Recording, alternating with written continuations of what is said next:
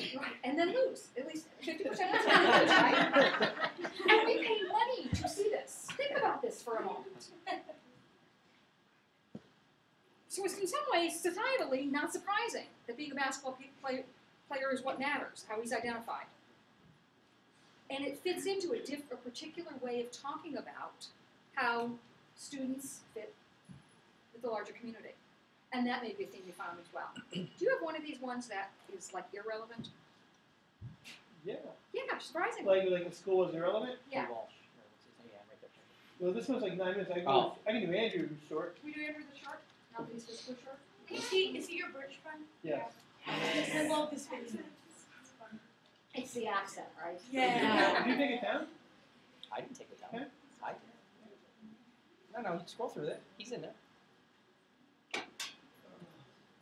So here's what I want you to do while we're looking for Andrew, the guy with the cool accent. What I want you to do is think back to Nevin. Think back to either the thing that you thought was important to the video or what we just discussed. So I want you to do two things. I want you to pay attention to Andrew. See whether or not you find that same thing in this video, and then see whether this video says something new or different to you. Does that make sense? So the first one is you're sort of playing the Sesame Street game. One of these things is not like the other. You know, what do you find that's alike between the two? And then you want to find the one that's different. Or not.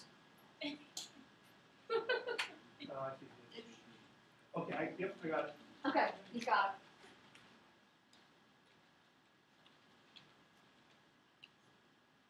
it.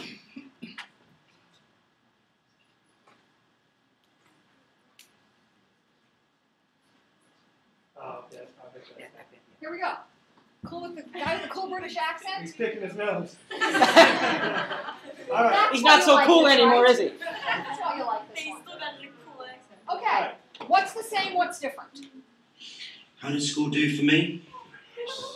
Well, Ladies. I was the youngest. Okay, yeah, I'm gonna have to ask that in dead seriousness. That if you've never heard a British accent before, go run Harry Potter. We're doing work here, and at work, we're not gonna just go. Whoa. Plus, I know the guy. You don't want to meet this guy. I wouldn't let you. All right, here it is. How did school do for me? Well, I was the youngest in my year because I was born in June. That's always a bad start. That made me already 1 year smaller than everybody else, a maximum of 1 year smaller than everybody else, and 1 year less experience with talking and reading than everybody else. So I tended to be the butt of all the jokes. It was very difficult for me to learn because I wasn't really understanding everything that was being said. It was all like kind of a dream for me to go to school and to maths. I had no idea. I would just copy and wing it. Any of those kind of subjects, anything straight, anything normal, it all seemed like a dream. But I spent most of my time just trying to avoid getting hurt too much from the insults of other children. Obviously being slower than everybody else and everybody picking on me and then that weighed down on me. But the positive side would be it kicked all of my feelings out of me and turned me into a very hard person. So now these days it's actually very, very difficult to hurt me. But then the downside of that is I don't let myself in positions to be hurt. On the positive side, well, anything positive that came from my small school, that's between the ages of 4 till 11, was anything positive that happened to be there. That was completely sucked out of me between the ages of 11 and 16 at an all-boys school. I don't know if you have those in the States, but an all-boys school in England between the ages of 11 and 16. Now that is some weird old place, I tell you. And so if you went in there nice and intelligent, you certainly didn't come out nice and intelligent. You either came out a criminal or gay. It's kind of embarrassing stuff happens there when the guys have got their women around.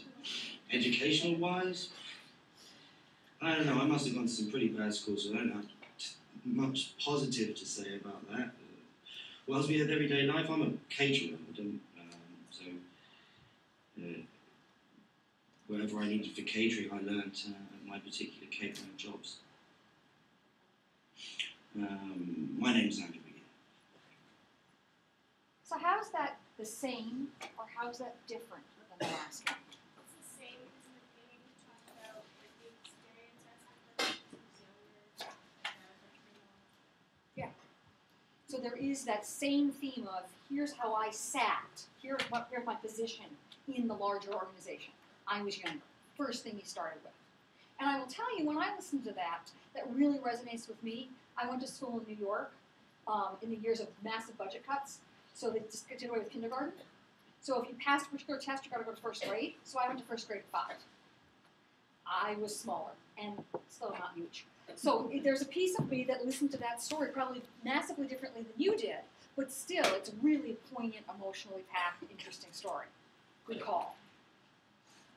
They both talked about how the school really teach them. There's that theme again. And did you remember the line and I wrote it down, so if you don't have it, don't feel badly.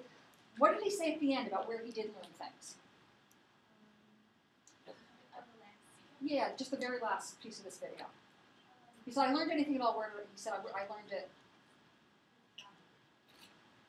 He learned it on his job. It goes back to your applied point. So it's the same thing. In school, didn't learn much. Had the experience, something came of it.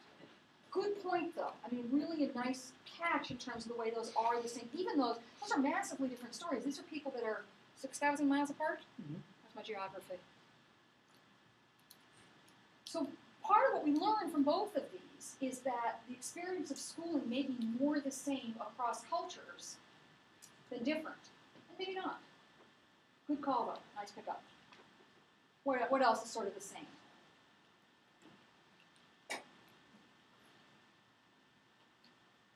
Differences. Some of the videos are more positive than negative. One of the big things you're going to be able to do when you start doing this work immediately is lump this into positive stories, negative stories. And one of the most interesting pieces of early data you're going to be able to get is it 1-to-1? Is it 2-to-1? Is it 5-to-1? You know, if you get 5 negative stories for every 1 positive story, that's an interesting piece of data. Particularly then if you start looking at those stories and saying, what's the same? What's different? What made people feel like it was successful or not? Big, giant theme. Did they like it? Didn't they like it? And then, of course, there's going to be the ones that are going to say, I like this piece of it. And he does to a little bit. He does say that, using a small school between 4 and 11, that was okay, that was positive. Then it became negative. So you may have some question about where you might put that. But good point, another good catch, another good call. Someone else. Something that might be different. He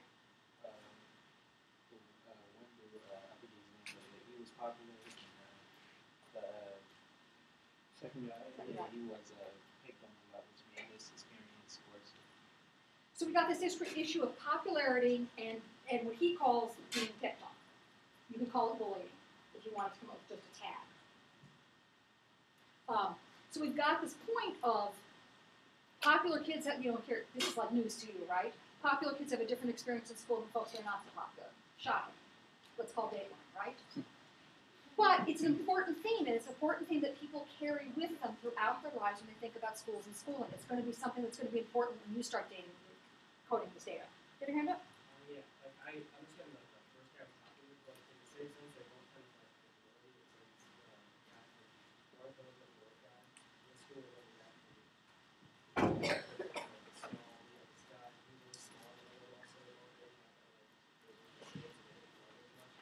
That's really interesting. That's really interesting. And let me add something else to that, because I've seen a couple of these. So you've got, I was small, I was young, I was white, it was black, What about I moved a lot?